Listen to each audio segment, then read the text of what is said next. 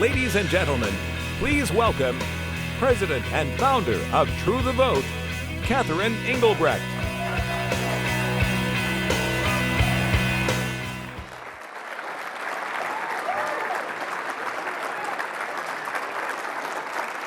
Thank y'all.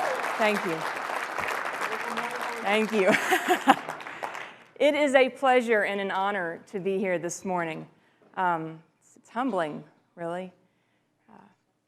Quick show of hands. How many of you, previous to 5 years ago, had any political experience? Well, let me ask it a different way. How many of you had never had any political experience before 5 years ago? What in the world are we doing? You know, I came 5 years ago to the first Tea Party Patriots rally here in Washington, D.C. Quick show of hands. How many of you were there on that lawn that day? Wasn't that something? I came to this hotel, and I didn't know what to expect. I'd come completely unprepared, and I didn't see anybody else that kind of looked like a patriot.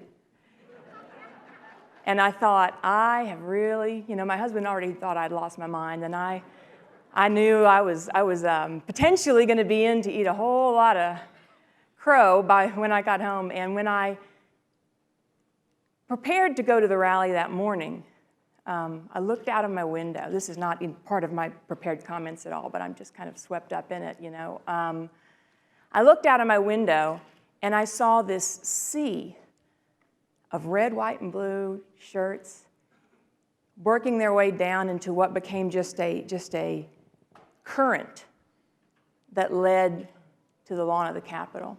Millions. Ladies and gentlemen, that does not happen but by the hand of God. We have been called here for a very high purpose. We could have been born at any time, but we've been chosen to be born at this time because we have a job to do.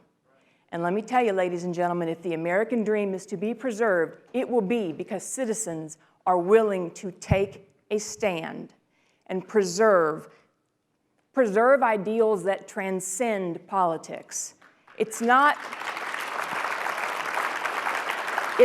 about Republican and Democrat, because you know what? We need two parties. We need debate. We need open discourse. That's healthy. That's good. What's changed is that we used to have this common center. We used to have a common center where we believed in the ideas of freedom and opportunity and faith. And somewhere along the way, we've lost that true north. That's what we need to find our way back to. I first stood up in 2009 when I started an organization called True the Vote, which I thought would be a great uniting effort. It has been. It's unified camps in different ways. It's been interesting to watch. I always assumed that everybody would be in favor of election integrity. How can you be against free and fair elections? If you're against fair elections, then what are you for? I'll leave that to your imaginations. But what I will say is that as our reach increased, so did the number of alphabet soup agencies of the federal government that found their way to my doorstep, including the IRS and the FBI and OSHA and Bureau of Alcohol, Tobacco, and Firearms. At last count, there have been, in the past 3 years, 25 plus audits or investigations or inquiries into my personal business. Now, this morning, as many of you know, I'm sure, the co-founder of Tea Party Patriots is testifying before Congress on the same types of IRS abuse and targeting that this administration is now looking to legalize, to codify.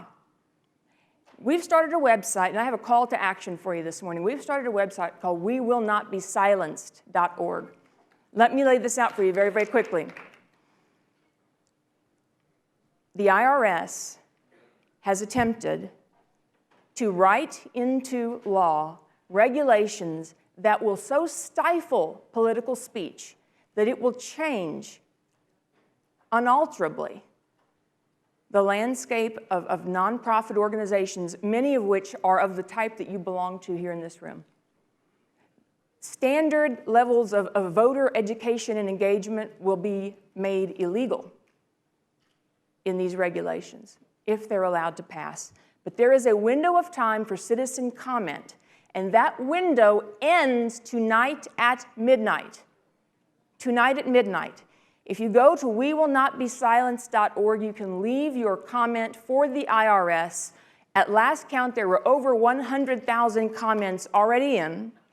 And let me tell you why this is important, because it's a process. Thank God we are still a country of law, and in the law, it is a requirement that every comment be addressed. 100,000 comments is going to take an awful lot of time. And maybe in that time, saner heads will prevail. Things might change. Maybe we'll have a midterm election. And we can stop some of this nonsense. But if we don't, and if you don't stand up, it's not going to stop. It will not stop. And ladies and gentlemen, this American dream is worth standing up for. Thank you.